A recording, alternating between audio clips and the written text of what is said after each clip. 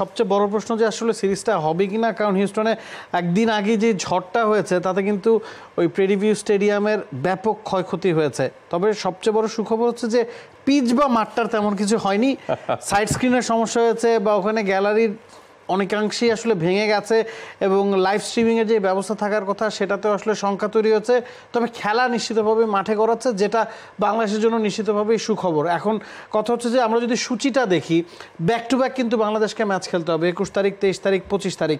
তো এই back to back খেলার ধকলেও কিন্তু একটা বিষয় আছে। আবার অনেকেই বলাবলি করছেন যে বাংলাদেশ 3টা ম্যাচ খেলবে এই ইউএসের বিপক্ষে, 3টা ম্যাচের ভেন্যুই হিউস্টন এবং 3টা ম্যাচই বাংলার সময় রাত 9টায় শুরু হতে যাচ্ছে, যেটা ইউএসের লোকাল টাইমে সকাল 10টা।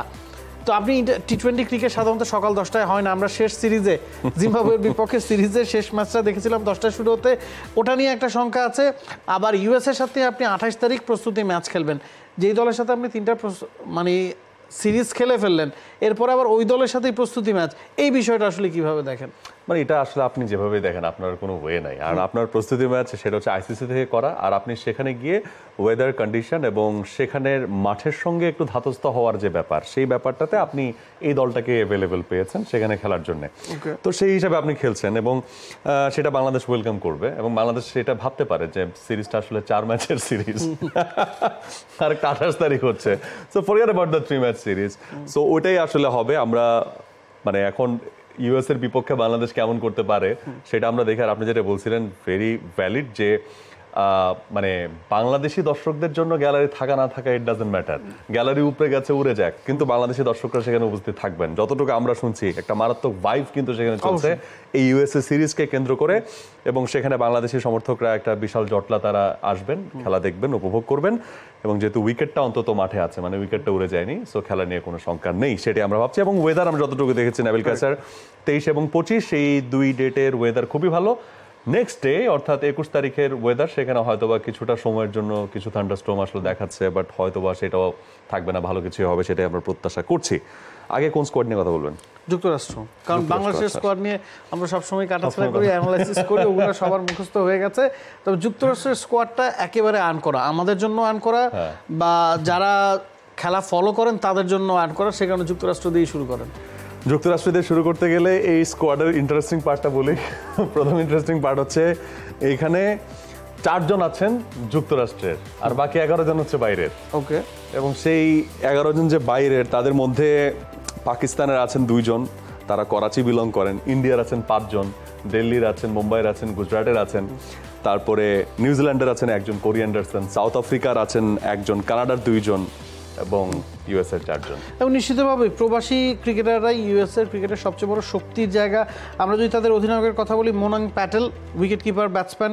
অ্যারন জোন্সকে হয়তো অনেকে চিনে থাকতে পারেন, কারণ বিভিন্ন লিগে তিনি খেলে থাকেন। বিপিএলও বাংলাদেশে এসেছিলেন রংপুর রাইডার্সের হয়ে খেলতে, ম্যাচ খুব একটা পাননি, একেবারে শেষ দিকে খেলেছিলেন একটা ম্যাচ। আন্দ্রেস গাউস, তিনি কিন্তু নাইট রাইডার্স ফ্র্যাঞ্চাইজির হয়ে মেজর লিগ ক্রিকেট খেলেন। এছাড়াও আমরা দেখেছি যে আবুধাবিতে যে টি10 হয় সেখানেও তিনি খেলেছেন। আন্দ্রেস গাউস সাউথ আফ্রিকার ঘরোয়া ক্রিকেটার, একেবারে নিয়মিত মুখ ছিলেন। এবং কোরি অ্যান্ডারসনের মতো অনেকেই কিন্তু আসলে শেষ সময়ে যখন বুঝতে পারছেন যে হ্যাঁ সাউথ আফ্রিকার হয়ে বা নিউজিল্যান্ডের হয়ে তাদের খেলা সম্ভব না, তারা কিন্তু যে ইউএসএর পাসপোর্ট নিয়ে ইউএসএর হয়ে খেলছেন। হারমিত সিংয়ের কথা যদি বলি, তিনি ভারতের হয়ে অনূর্ধ্ব-19 বিশ্বকাপ খেলেছেন, ভালো প্রসপেক্ট ছিল তার। এছাড়া মিলিন্দ কুমারকে গেল সিরিজে ডেবিউ করেছে কানাডার এগেনস্টে, অফ স্পিনার।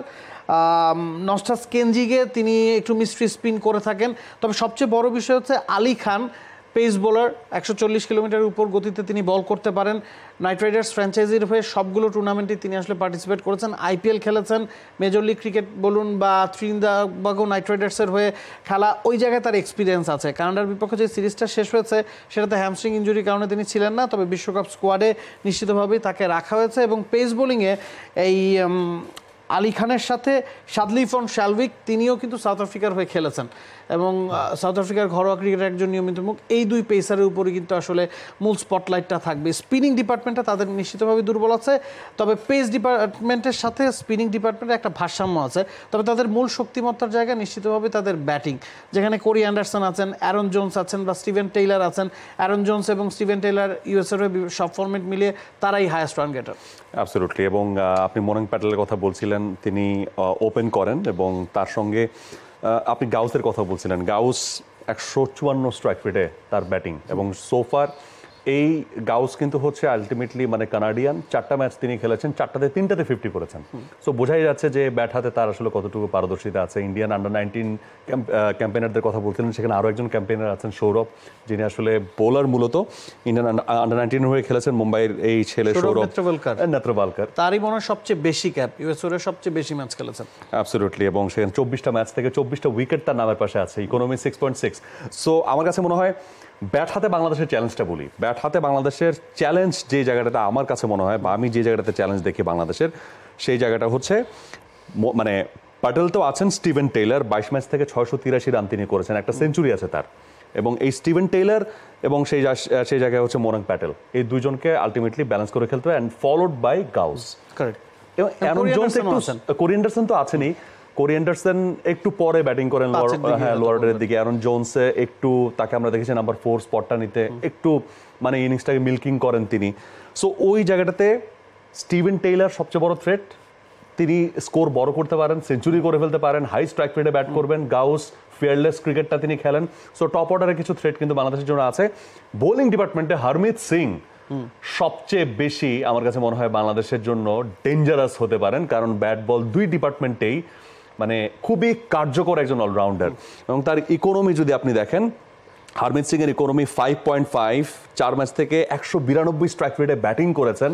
সো ব্যাট এবং বল দুই জায়গাতে তার যেই ইফেক্টিভনেস, সেটা আমার কাছে মনে হয় বাংলাদেশের এই দুই ডিপার্টমেন্টে এই 2-4জন খেলোয়াড়ের উপর খুব স্পেশাল নজর থাকতে পারে।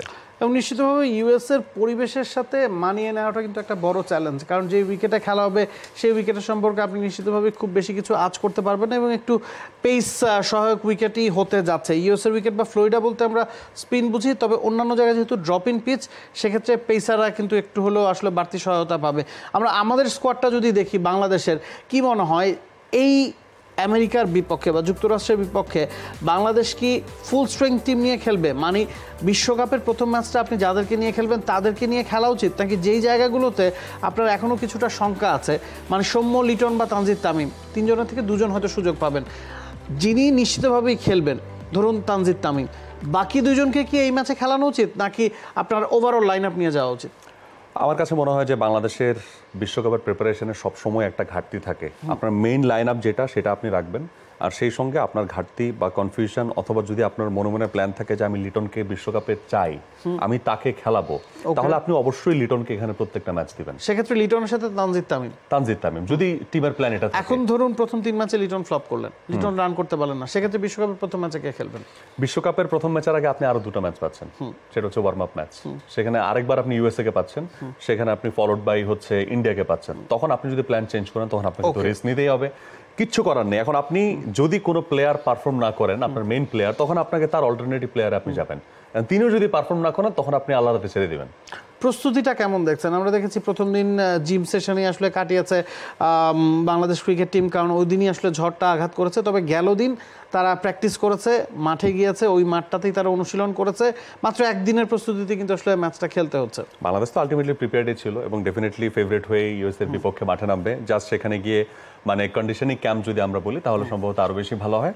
এবং সেখানকার টেম্পারেচার কিন্তু বাংলাদেশের জন্য আমার মনে হয় যে খুব বেশি মানে প্রতিকূলের কোনো কিছু আমি দেখি না, অনুকূলেই কিন্তু আছে।